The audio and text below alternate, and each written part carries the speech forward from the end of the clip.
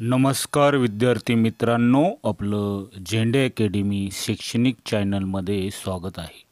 आज आपण future tense याबद्दल अधिक माहिती घेणार आहोत।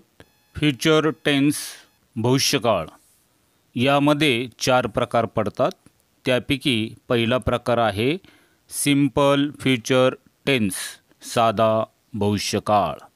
याचे सूत्र असे आहे: करता अधिक शाल किंवा विल अधिक क्रियापदाचे पहिले रूप अधिक कर्म।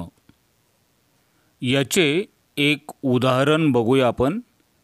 मी येईन हे इंग्रजीमध्ये असे होईल आय शाल कम किंवा आय विल कम। दुसरं वाक्य आहे मी जाईन, याचं इंग्रजी रूपांतर असं होईल आय शाल गो किंवा आय विल गो।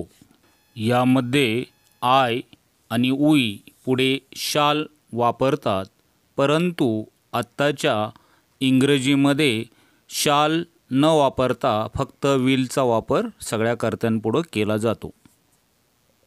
3.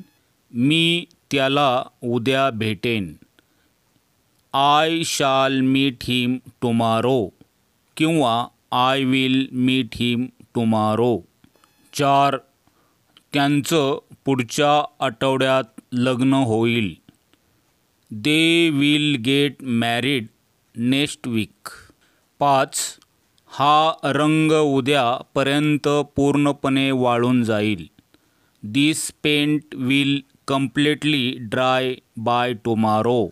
भविष्यकाळाचा दुसरा प्रकार आहे फ्युचर कंटिन्युअस टेन्स, चालू भविष्यकाळ। याचे सूत्र असे आहे: करता अधिक शाल बी किंवा विल बी अधिक क्रियापदाला ING प्रत्यय अधिक कर्म। परंतु आता शाल या सहाय्यकारी क्रियापदाचा जास्त वापर न करता फक्त विल या सहाय्यकारी क्रियापदाचाच वापर करतात।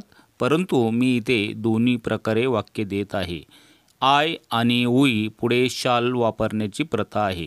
यामध्ये उदाहरण 1, तो येत असेल, he will be coming.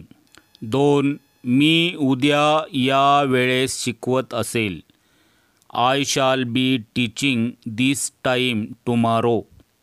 I will be teaching this time tomorrow. 3. तुम्ही लवकरच इंग्रजी बोलत असाल, You will be speaking English very soon. 4. तो TV पाहत असेल, He will be watching TV. 5. मुले खेळत असतील, बॉईज विल बी प्लेइंग। 6.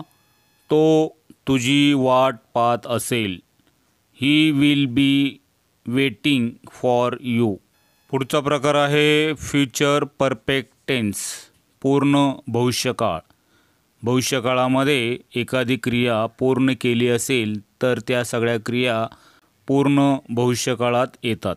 सूत्र असं आहे: करता अधिक विल हॅव अधिक क्रियापदाचे तिसरे रूप अधिक कर्म।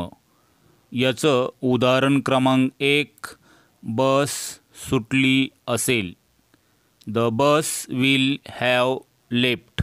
2, तो आत्तापर्यंत घरी पोचला असेल, he will have reach home by now किंवा he will have got home by नाव।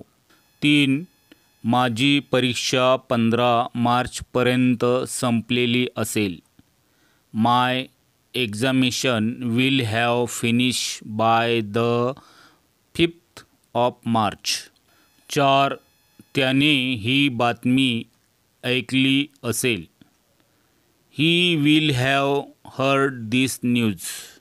5, त्याने पुढच्या आठवड्याच्या शेवटपर्यंत 1000 रुपयाची बचत केली असेल, he will have save ₹1000 by the end of next weak.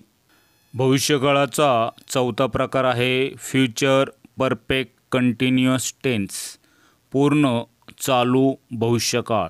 सूत्र आहे करता अधिक विल हॅव बीन अधिक क्रियापदाला ING प्रत्यय अधिक कर्म. याचे उदाहरण बघूया. 1. या वर्षाच्या शेवटी तो 15 वर्षापासून इंग्रजी शिकवत आलेला असेल. He will have been teaching English for 15 years by the end of this year.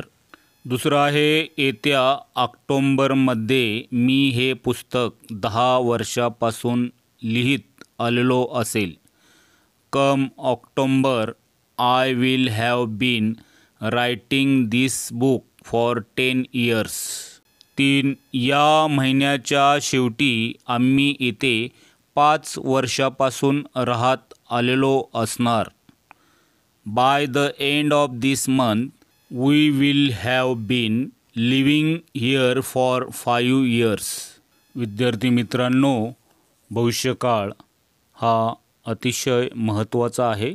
या काळाचे जास्तीत जास्त उदाहरणं इंग्रजीमध्ये बोलण्यास सुरुवात करा.